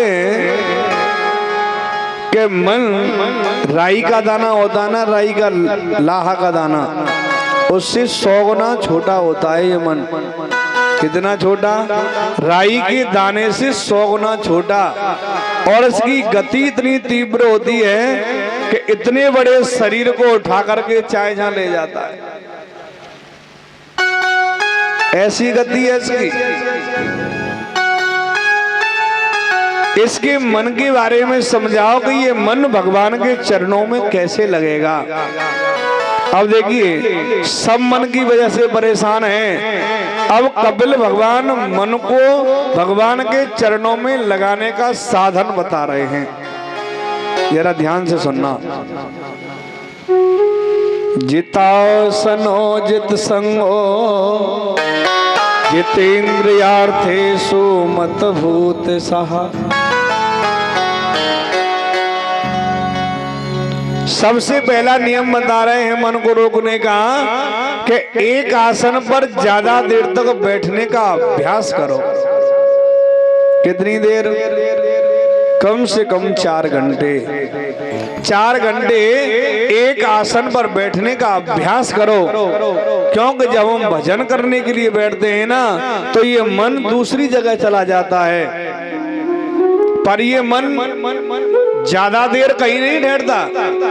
केवल आप भजन करने बैठेंगे जब जरूर भटकाएगा, पर ये आपका मन है कहीं दूर नहीं जाता।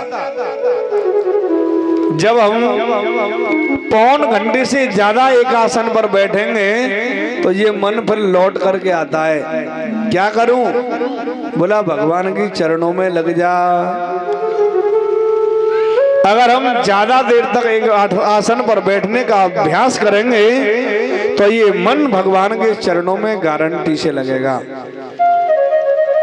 और भक्तों दूसरा उपाय बता रहे हैं, अच्छे लोगों का संग जीत लो।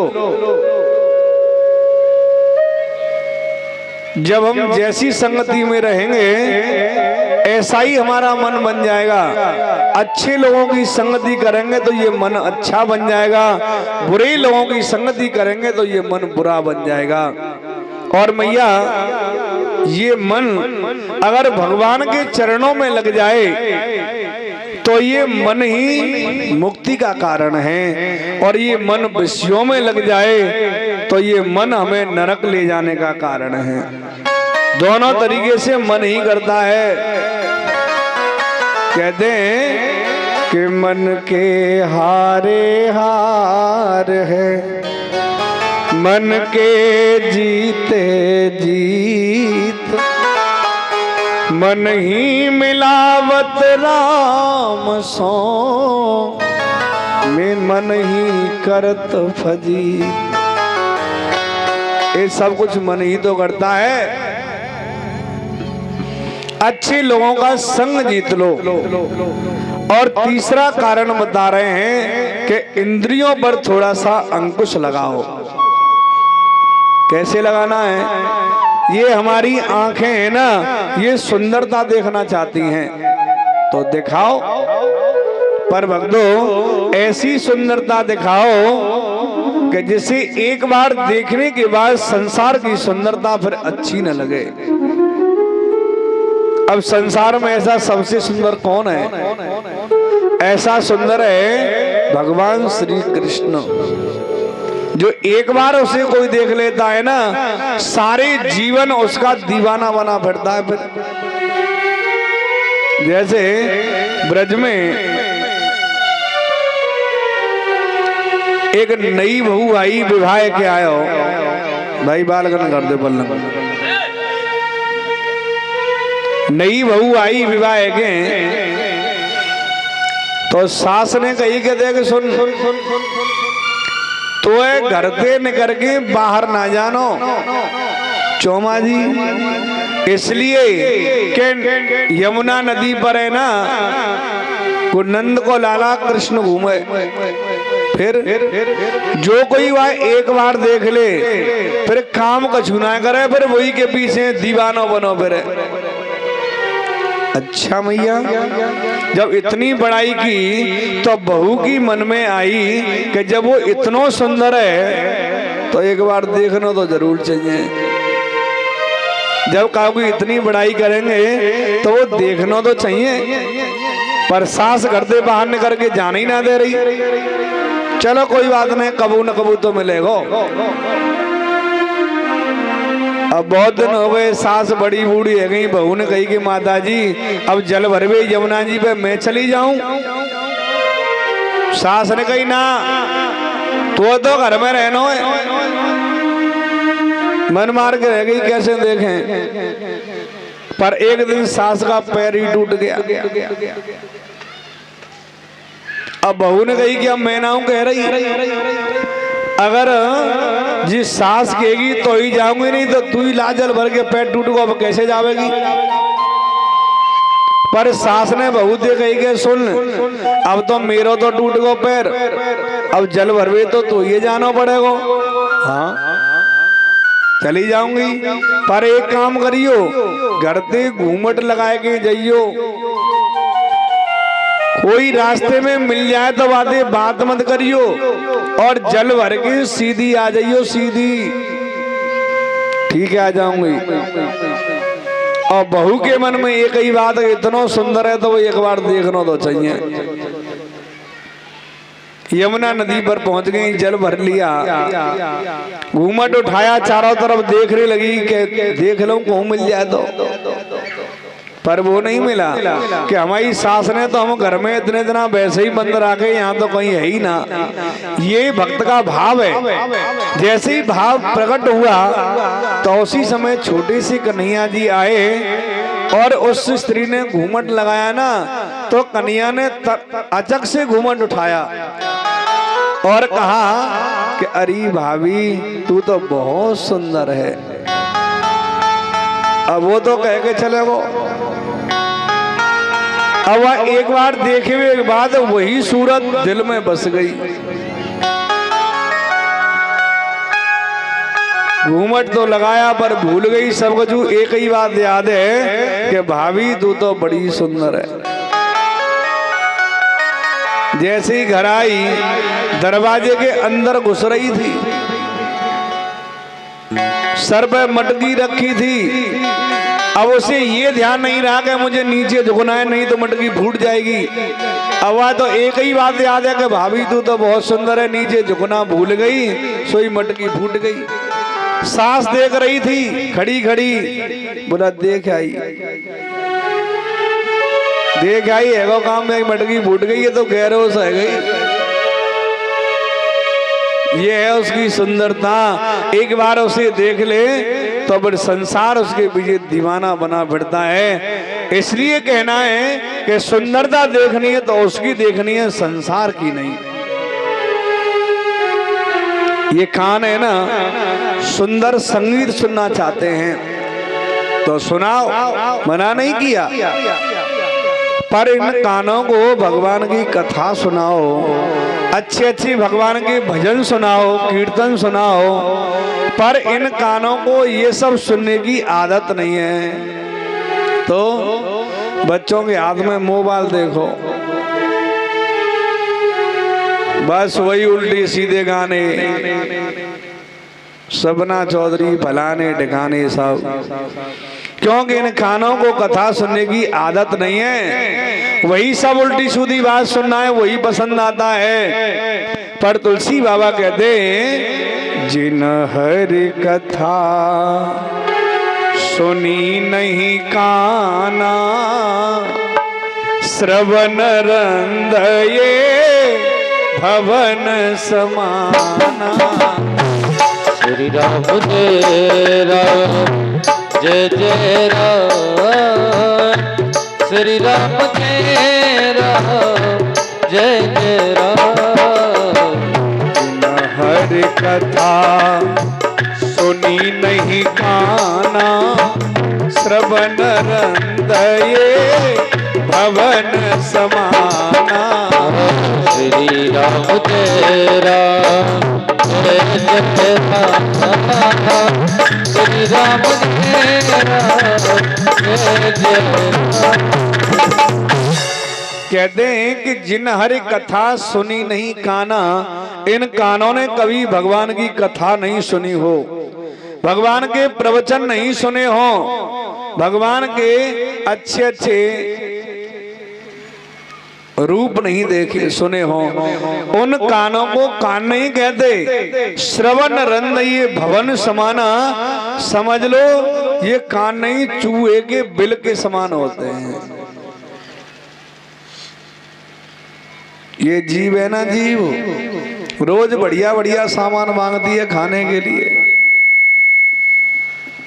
आज रसगुल्ला खिलाओ तो कल समोसा मांगेगी, कल समोसा खिलाएंगे तो परसों कुछ और मांगेगी। जितनी इसकी इच्छा की पूर्ति करते चले जाएंगे उतने ही ज्यादा सामान खाने के लिए मांगती जाएगी। ये जीव का स्वभाव है। पर करना क्या है महाराज जी? करना ये है कि जब ये जीव रसगुल्ला मांगे ना तो रसगुल्ला मत खिलाओ, तो हरी मिर्च खिलाओ। रसगुल्ला मांग रही है तो हरी मिर्च खिलाओ, और हरी मिर्च खिलाएंगे ना तो कल रसगुल्ला नहीं मांगेगी, क्योंकि उसको पता है कि रसगुल्ला मांग रही हूँ, हरी मिर्च खिलाएगा। इंद्रियों पर अंकुश लगाओ तो मैया ये मन भगवान के चरणों में लगेगा। कि ये तो सब कुछ मैंने करके देख लिया मैया, बेटा ये सब कुछ मैंने करके देख लिया है, ये मन बड़ा चंचल है, ये मन बड़ा चंचल है, कैसे तेरा भजन करूं। जितना ही संभालूं इसे उतना ही मचल जाए। आगे तेरे चरणों की संभाल तेरे चरणों की पग धूल जो मिल जाए राधे तेरे चरणों की। सभी गाइए और ऊपर हाथ करके ताली बजाइए जरा, क्योंकि ऊपर हाथ करने का मतलब होता है भगवान के समर्पण हो जाना। अभी थोड़ी बहुत देर से बता रहा हूं समर्पण। ऊपर हाथ करने का मतलब होता है समर्पण।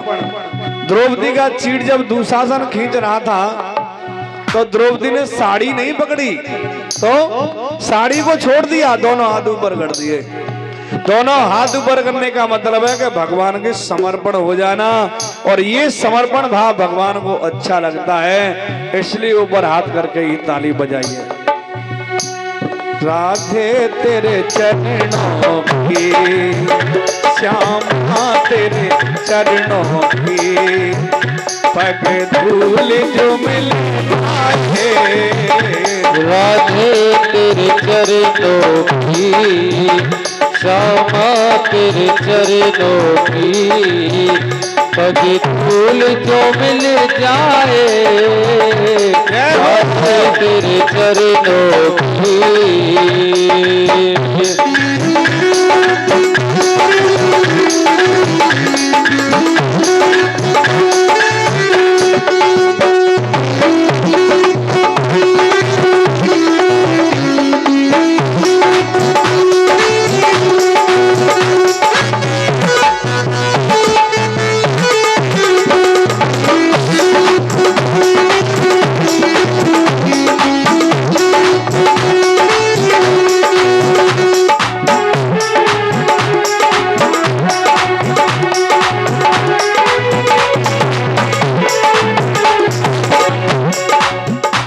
सुनते हैं तेरी रहमत दिन रात बरसती है।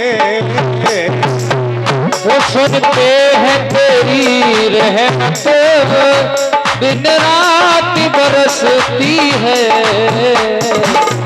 सुनते तेरी रहमत दिन रात बरसती है। वो सुनते हैं तेरी रहमत दिन रात बरसती है। एक बूंद जो मिल जाए, एक बूंद जो मिल जाए दिल की कली खिल जाए। राधे तेरे चरणों की श्यामा तेरे चरणों की पग धूल जो मिल जाए।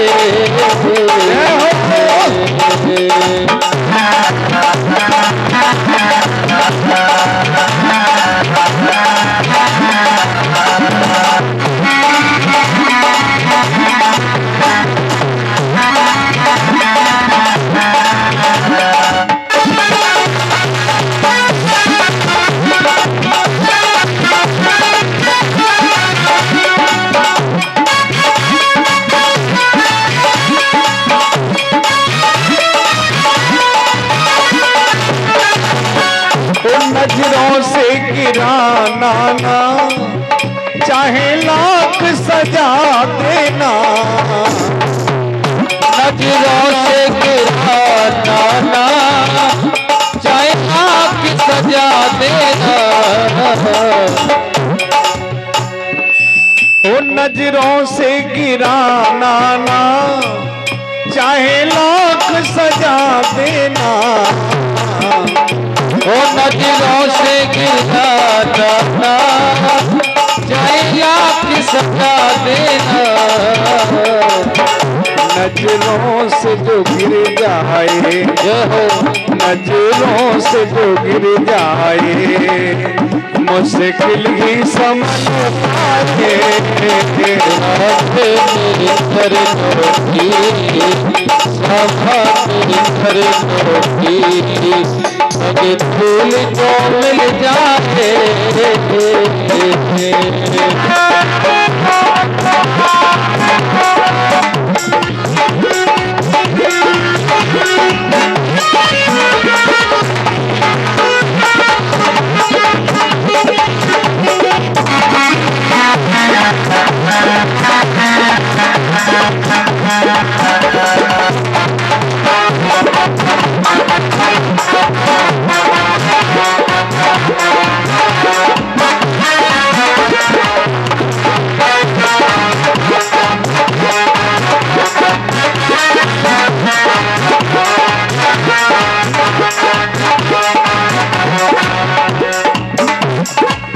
हो राधे मेरे तमन्ना है।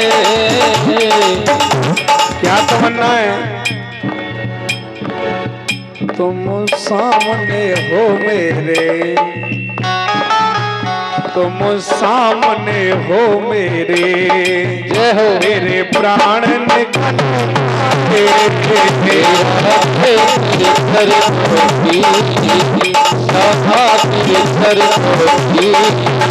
मगे फूल को मिल जाए। राधे तेरे चरणों की,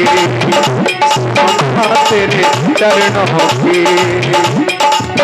रंग फूल को मिल जाए। राधे तेरे चरणों की, तेरे चरणों की मगे फूल को मिल जाए। राधे तेरे चरणों की। जय जय जय श्री राधे, जय जय श्री राधे, जय जय श्री राधे श्याम। ये तो मैंने सब कुछ करके देख लिया। ये मन रोकने का साधन बताओ। अब देखिए कि दृष्टांत बता रहे हैं। क्या देख मैया, एक राजा था और उस राजा के पास में था एक बकरा। राजा ने सारे नगर में दौड़ी बिटवाई कि यह बकरा है, कोई झिकाए के लावेगा तो भाई मैं आधो राज दे दूंगा। पशु चुगाने वाले व्यक्ति ले गए, पर वो घास सुबह से शाम तक बकरे को खिलाई। जब लौटा करके लाए, राजा ने कहा तो परीक्षा कर लें, कर लो। जैसे ही राजा ने घास डाली तो बकरा घास खाने लग गया, क्योंकि बकरे का स्वभाव होता है वो कितना जिगरा होए और के सामने कजू डालेंगे तो वो खाएगा जरूर।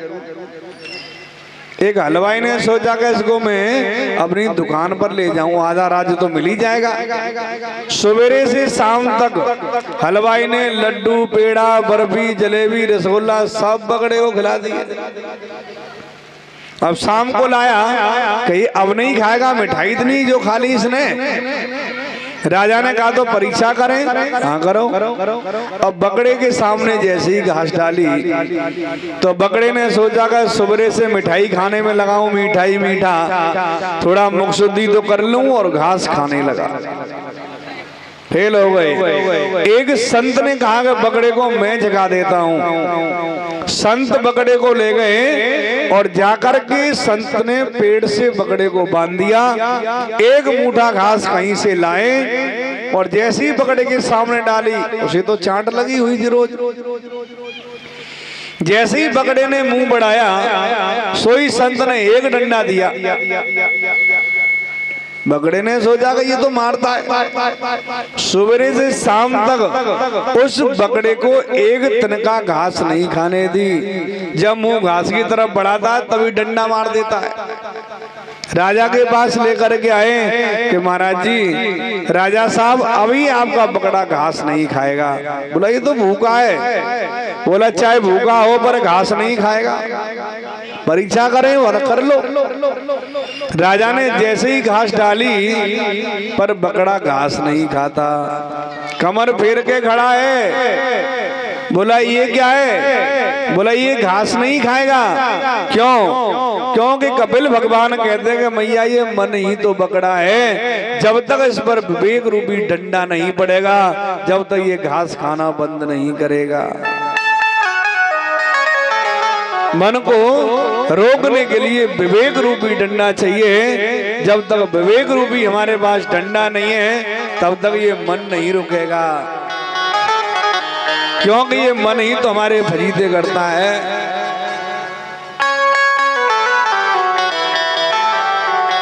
इस प्रकार से मैया देवहूति और कपिल भगवान के द्वारा सांख्य शास्त्र का उपदेश हुआ।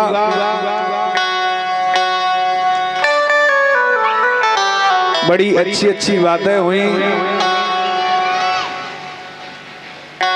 चलिए एक भजन गाएंगे। हो मेरे दिल में बसे गई रे श्यामो तेरी सूरतिया, मेरे दिल में बस गई रे श्याम तेरी सूरतिया, मेरे दिल में बसे गई रे श्याम तेरी सूरतिया, मेरे दिल में बस गई रे श्याम तेरी सूरतिया।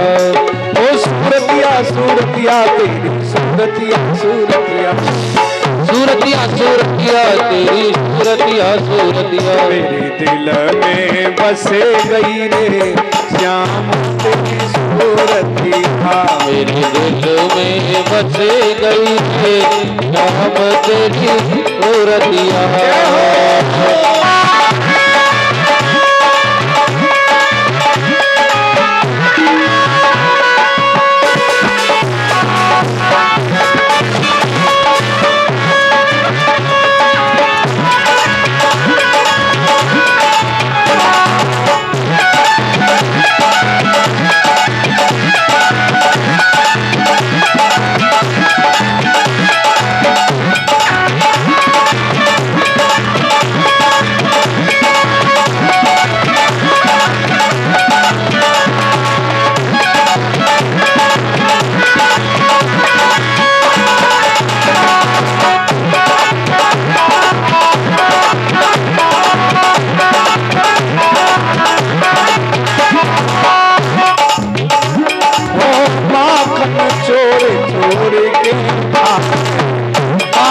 चोर चोर के खावे, हे माखन चोरी चोर के खावे, माखन चोर चोर के खावे, राह में ऊधम बहुत बचावे, राह में ऊधम बहुत बचावे।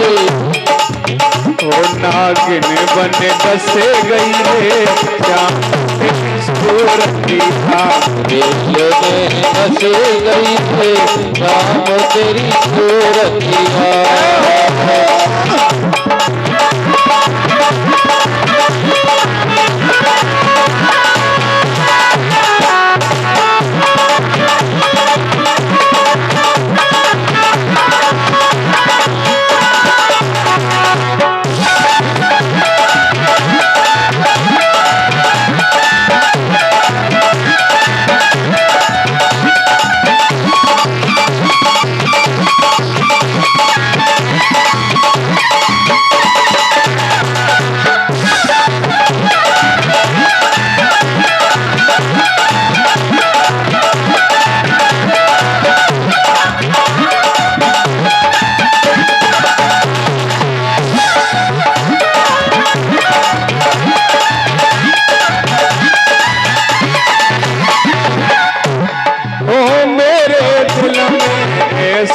बस मेरे दिल में ऐसो बस गयो, मेरे दिल में ऐसा बस मेरे दिल में ऐसो बस गयो, ना जाने जादू से कर, ना जाने जादू सी कर गयो, ना जाने जादू से कर गयो, ना जाने जादू सी कर गयो। ओने मन में समाए गई रे श्याम बसे गई है राम तेरी सूरत की धाम। जय हो।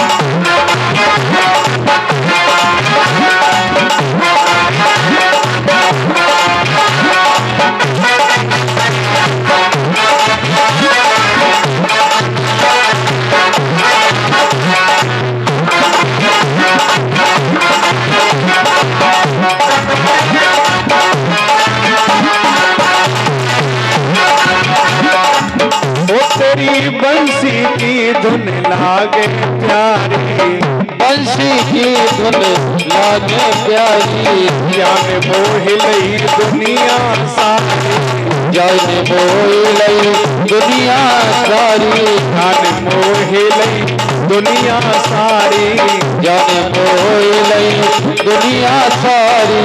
तो तेरे दिल में समाए गई रे श्याम तेरी सूरत मेरे दिल में बस गई है राम तेरी सूरत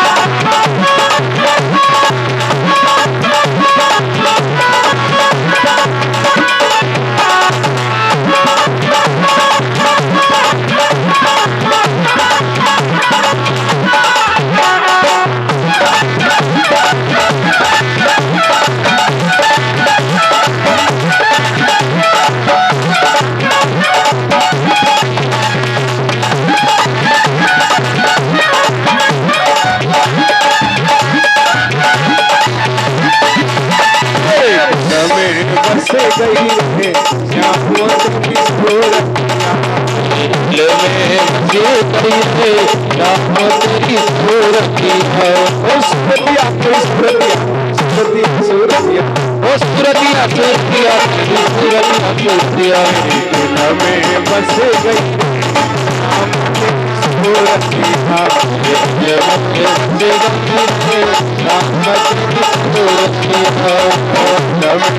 से गई थे श्याम तेरी सूरत